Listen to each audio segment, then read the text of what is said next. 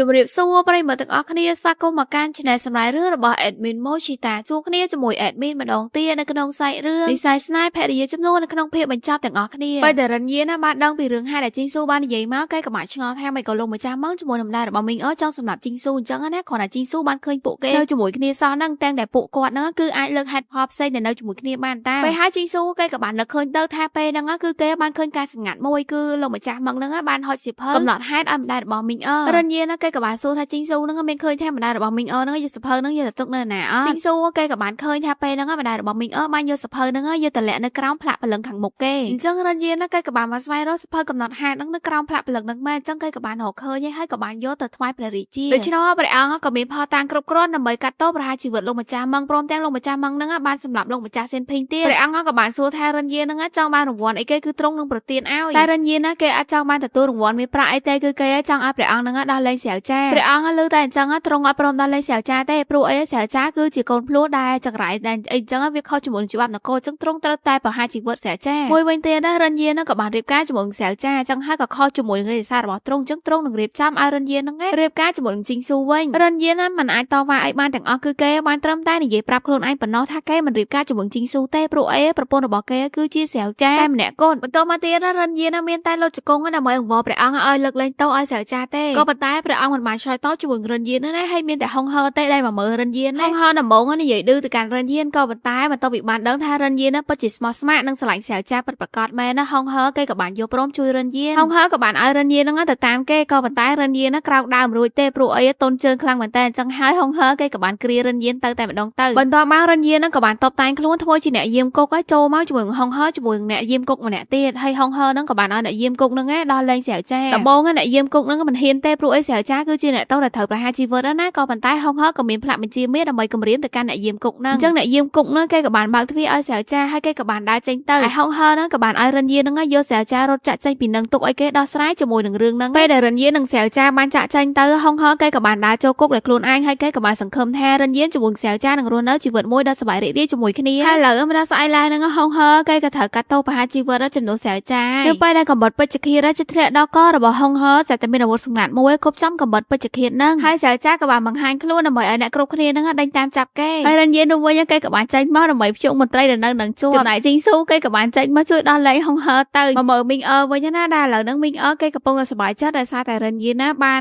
នបាត់បង់តំណែងធ្វើជាអ្នកប្រុសទី1ឯងអញ្ចឹងគេត្រូវឡើងធ្វើជាអ្នកប្រុសទី1ហើយក៏ជាអ្នកស្នងតំណែងបន្តរបស់គ្រួសារសៀនភីងដែរពេលហ្នឹងផងដែរក៏មានរាជសាររបស់ព្រះអង្គបានមកដល់តែព្រះអង្គមិនបានផ្ដល់តំណែងអ្នកប្រុសទី1ឬមួយក៏អ្នកស្នងតំណែងរបស់គ្រួសារសៀនភីងឲ្យទៅមីងអទេព្រោះអីគ្រួសារសៀនភីងទាំងមូលត្រូវទម្លាក់ឲ្យធ្វើជារាជសាមញ្ញទាំងអស់ហ្នឹងមីងអទោះបីជាចង់តវ៉ាយ៉ាងណាក៏មិនអាចតវ៉ាបានដែរព្រោះអីរាជសាររបស់ព្រះអង្គបានចេញមកឲ្យតែគេត្រូវធ្វើជារាជសាមញ្ញវិញបន្ទាប់ពីហ្នឹងមកមីងអគេក៏បានផឹកស្វឹងនិយាយអីព្រេបដាស់ឡើងពេញហ្នឹងដែលហានចាំមកលើអញ្ចឹងគេក៏បានស្ដីបន្ទោឲ្យមីងអថាមីងអហ្នឹងគឺជាមនុស្សប្រមឹកដែលមិនដឹងខ្យល់អីចឹងណាដែលធ្វើឲ្យមីងអគេខឹងខ្លាំងមែនទែនគេក៏បានវាយហានចៅតតែពេលអញ្ចឹងហានចៅគេក៏បាននិយាយមើលងាយទៅកាន់ម្ដាយរបស់មីងអដែរដែលធ្វើឲ្យមីងអហ្នឹងគេកាន់តែខឹងគេក៏បានចោទចវាយកហានចៅប្រុងសម្រាប់ហានចៅចោលតែម្ដងតែដោយសារតែមានមន្ត្រីយាមគុកម្នាក់បានមកប្រាប់គេថាមានមនុស្សម្នាក់ចង់ជួបគេចឹងណាហើយមន្ត្រីម្នាក់ហ្នឹងក៏បាននាំមីងអហ្នឹងមកជួបជាមួយនឹងលោកម្ចាស់ម៉ងហើយលោកម្ចាស់ម៉ងពេលដែលបានជាប់គុកចឹងទៅបង្ហាញអាការៈមកដូចជាមនុស្សសើគ្រប់ទឹកចឹងណាគាត់ក៏ថាមីងអហ្នឹងគឺជាក្តីសង្ឃឹមរបស់គាត់ព្រោះអីមីងអគឺជាកូនប្រុសរបស់គាត់ចឹងណាតែមីងអគេអត់ព្រមទទួលស្គាល់ទេថាលោកម្ចាស់ម៉ងហ្នឹងជាឪពុករបស់គេហើយមីងអគេក៏បានស្ដីឲ្យលោកម្ចាស់ម៉ងថាគេហ្នឹងឥឡូវគ្រាន់តែជារាជសាមញ្ញធម្មតាទេកុំអូគេទម្លាក់ទឹកអីចឹងដល់ពេលអញ្ចឹងលោកម្ចាស់ម៉ងគាត់ក៏បានយកកឡដែលគាត់បានលាក់ទុកហ្នឹងយកមកឲ្យមីងអហើយបន្តិចទៀតយើងដឹងហើយថាកឡហ្នឹងជាអីគាត់បានប្រាប់មីងអថាគាត់បានជួញដូរអាវុធជាមួយនឹងនគរភាគខាងជើងរាប់សិបឆ្នាំមកហើយអញ្ចឹងហើយត្រូវតែស្វែងរកឃាតករនៅភាគខាងជើងដែលគេហៅថាចចកខ្មៅដើម្បីឲ្យម្នាក់ហ្នឹងធ្វើគុតព្រះអង្គហើយមីងអគេអត់ស្គាល់ថានរណាគេជាចចកខ្មៅទេដល់ពេលហើយលោកម្ចាស់ម៉ងក៏បានប្រាប់ថាចចកខ្មៅហ្នឹងគឺជាហាន់ចៅចឹងបន្ទាប់មកមីងអគេក៏បានមកជួបជាមួយនឹងហាន់ចៅដែលហាន់ចៅនេះគេកំពុងតែខឹងចង់លែងលះគ្នាផងអញ្ចឹងមីងអគេលែងនិយាយល្អជាមួយនឹងហាន់ចៅហើយតែនិយាយទៅកឡមិញហ្នឹងគឺជាកឡដាក់ក្អែមអញ្ចឹងហើយមីងអក៏បានបង្ខំឲ្យហាន់ចៅហ្នឹងស៊ីអាកែបហ្នឹងទៅដើម្បីឲ្យហាន់ចៅហ្នឹងប្រែប្រួលរូបរាងកាយរបស់គេពេលហើយមានតែហាន់ចៅហ្នឹងគឺបានប្រែប្រួលរូបរាងកាយរបស់គេទៅជាចចកមែនតែការប្រែប្រួលរូបរាងកាយរបស់គេហ្នឹងមិនមែនមកជួយមីងអទេគឺគេបានសម្លាប់មីងអចោលនៅពេលហ្នឹងតែម្ដងហើយយកមកជីងស៊ូជាមួយនឹងហុងហឺវិញណាដែលពួកគេទាំងពីរនាក់ហ្នឹងក៏បានលាក់ខ្លួននៅផ្ទះបងរបស់អាចារ្យហុងហ្នឹងហើយអាចារ្យហុងក៏ស្មានថាហុងហឺហ្នឹងមករកស្រីកំដរចឹងណាគាត់ក៏ចង់ណែនាំក្មេងស្រីពីរនាក់ឲ្យហុងហឺក៏ប៉ុន្តែជីងស៊ូគេក៏បានថាហុងហឺគឺជាមនុស្សប្រុសរបស់គេហើយទោះបីជីងស៊ូនិយាយចឹងក៏អាចារ្យហុងអត់ជឿដែរព្រោះអីអត់មានអីជាសំអា ងមានណាជីស៊ូគេក៏បានថាហងហើនៅមុខអាចារ្យហងបដ ទៅអាចារ្យហងតឃើញអញ្ចឹងដល់និយាយអីទៀតគាត់ក៏បានដើរចេញជារួមមកពីរនាក់ហ្នឹងគេក៏បានសារភាពស្នេហ៍ចំពោះគ្នាទៅវិញទៅមកក៏ប៉ុន្តែហងហើគេក៏បានបារម្ភដែរព្រោះអីជីស៊ូនៅតែជាប្រពន្ធរបស់រិនយាអញ្ចឹងណាអញ្ចឹងទៅជីស៊ូគេក៏បានដឹកដៃហងហើហ្នឹង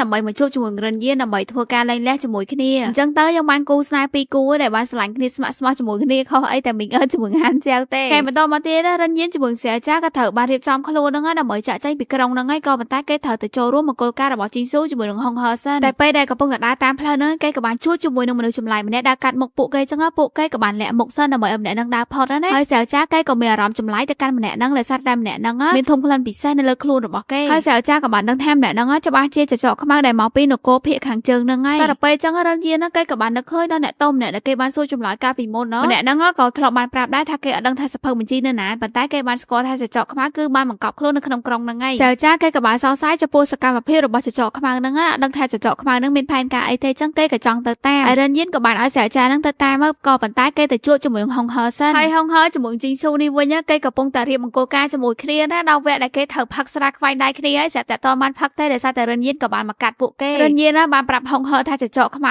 បានចូលមកដល់ក្នុងក្រុងហើយហងហើគេក៏បានស្គាល់ថាចចកខ្មៅហ្នឹងជាអ្នកណាដែរព្រោះអីចចកខ្មៅហ្នឹងបំរើការឲ្យតែស្ដេចភាគខាងជើងទេបើសិនជាម្នាក់ហ្នឹងចូលដល់ក្នុងក្រុងចឹងច្បាស់ជាគេមានផែនការអីមិនល្អហើយបានបន្តិចហងហើគេក៏បាននឹកឃើញថាថ្ងៃហ្នឹងព្រះរាជាត្រូវចេញទៅព្រះវិហារដើម្បីធ្វើការបួងសួងឲ្យសំអាច់អ៊ូដោយចិត្តនឹងប្រសូតបុត្រអញ្ចឹងជីងស៊ូគេក៏បានឲ្យហងហើហ្នឹងទៅជួយរិនយានទៅដើម្បីទៅជួយព្រះអង្គតែមុនទៅជីងស៊ូជាមួយហងហើក៏បានផឹកស្រាមង្គលការរបស់ពួកគេសិនអញ្ចឹងនៅតាមផ្លូវទៅព្រះវិហារនេះវិញអង្គរៈ